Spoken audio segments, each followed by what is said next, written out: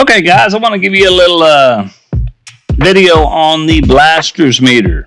If you're in wireline, you probably know have seen one of these before. You should be pretty familiar with it, but a lot of guys aren't. And a lot of guys are new to wireline, and they really don't know what that meter does. So what can I help explain a little bit of stuff about it?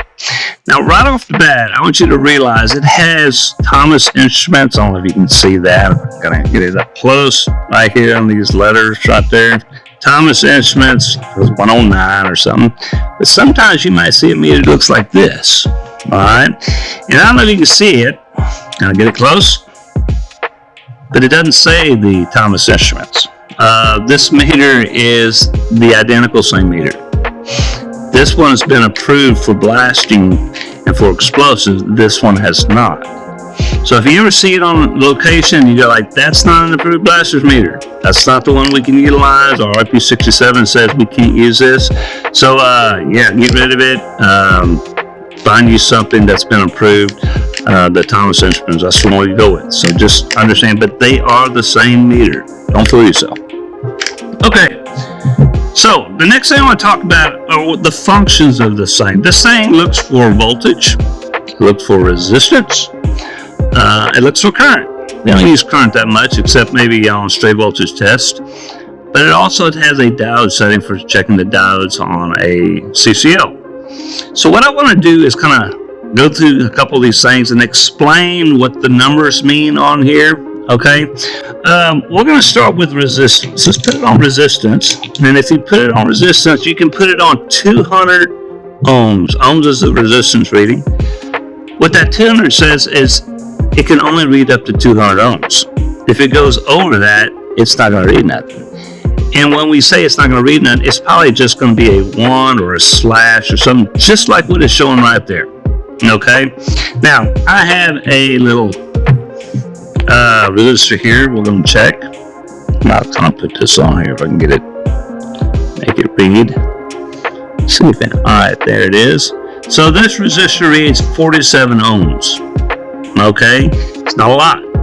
Our detonators have 56 roughly. It's 227 ohm resistors, I believe, in our detonators, but that's what we're checking. So it's 226 ohms. The resistance also, we can check our CCL. I got a CCL here, a little one.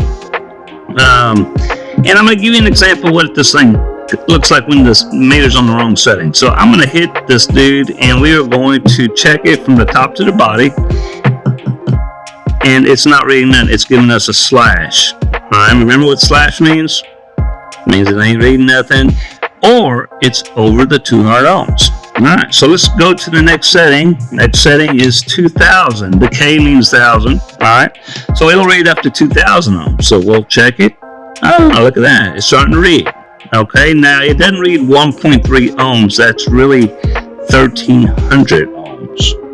Okay, because it's in the thousands. Okay, so that 1 means 1,000. Okay, so it's reading about 1,300, and that's exactly what the CCL is supposed to read. Okay, so we know it's reading correctly. Okay, so I think we kind of covered the resistance pretty good. The higher the resistance, the higher the scale needs to be. Okay, and that's all we're saying there. All right, another thing we can check is our voltage. I think this is on this end. If you're checking a very small amount of voltage, you're going to have it on the 200 millivolts, which is very small. Most of my voltage checking is about on 2 volts is what I look for. We use this meter to check our straight voltage as well. But let's go ahead and put this on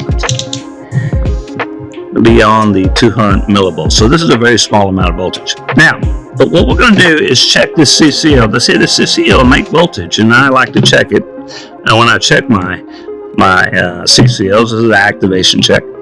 So what we'll do is kind of put this together. I got a little piece of metal I'm going to stroke this thing with. All right. And you can kind of see the same. Now you see it's jumping over the 1. I mean, it's just jumping over 200 millivolts. So let's go to the next setting, which would be 2 volts. All right. Now what I'm looking for is 1. Now don't get the slash and the 1 confused. Okay. We're looking for 1 volt. So if I can stroke this thing, you see it jump to 1. It's giving me over 1 volt. I'm really happy. CCL's functioning great. Okay, so that's our voltage. If we were doing a check fire and you were checking for voltage, usually we would look for 250 volts. But if it's 250 volts, it would be at the very last setting. So you would put it at the max because it's up to 1500, 200 to 1500. So 250 would be on that setting. All right. If you had it lower, it'll just slow the little slash. Okay. All right. What else we got on this thing? We had the AC and the DC.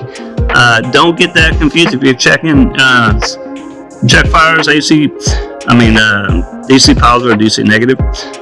That's going to be on DC. It won't work. It's going to show a slash. I had a little incident that happened to me. I was messing with a hot water heater that wasn't working. And I got my blasters meter and I'm checking the electricity. I was looking for 120 volts or 220, whatever the thing was reading. It wasn't getting nothing. Well, it must not be doing nothing. And I started messing with it and it shocked the fire out of me because I didn't have it on AC. AC is what's on our electrical outlets and what runs our house and stuff. Don't get that confused. So you don't get lit up like I did. Okay, now the last thing I wanted to show you is, well, not the last thing, but the current side. If we do check for current, we got to move our lead over. So you would take the lead and slide it over, and then you can check for current. We usually check for.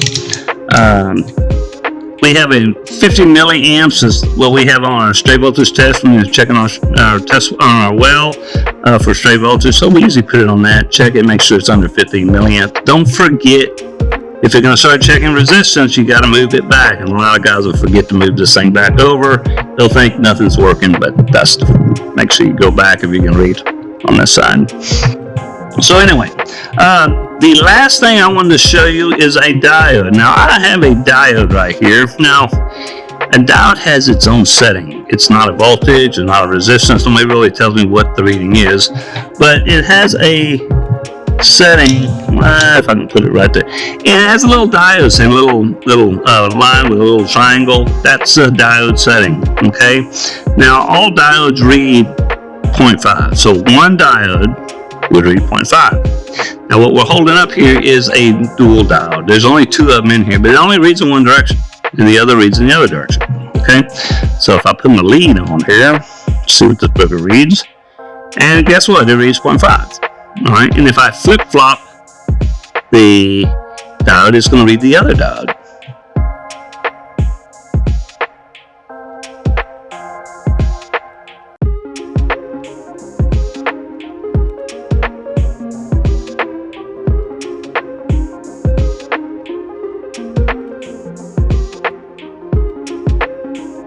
And it's 0.5 also. So the diodes is good. Just for a simple dual diode, but that's where we would put the meter on to check a diode setting. So anyway, I hope this little video helps explain kind of what the blaster's meter does. Just don't forget, we want to make sure you got the right meter and not something that's not approved working in the field. It's important. So anyway, all right, I hope this video helps you. Look us up, like us on LinkedIn, or like us on YouTube. We're on LinkedIn, on Facebook, all kinds of stuff. But anyway, the more support you give us, the more we'll want to do this. So, but if you need any wireline training, from bottom log training to supervisor training, it's just RP67. We've come out with a new RP67 class that's online that you can take. Did you know that every 90 days is a surface detonation on an oil field location? That's a crazy number to think that every 3 months somebody could get killed, maimed, or hurt. But here at Top Gun, we have tried to eliminate this statistic by putting together an RP67 class that is online. You can take this at your leisure, at whatever your schedule is. This class will take about 8 hours, so it'll take a little time. Who should take this class? Anybody that works in wireline should have this class, especially operators, considering they're the ones that work in the line of fire, lifting and lowering guns all day long. They need to know and understand these safety procedures.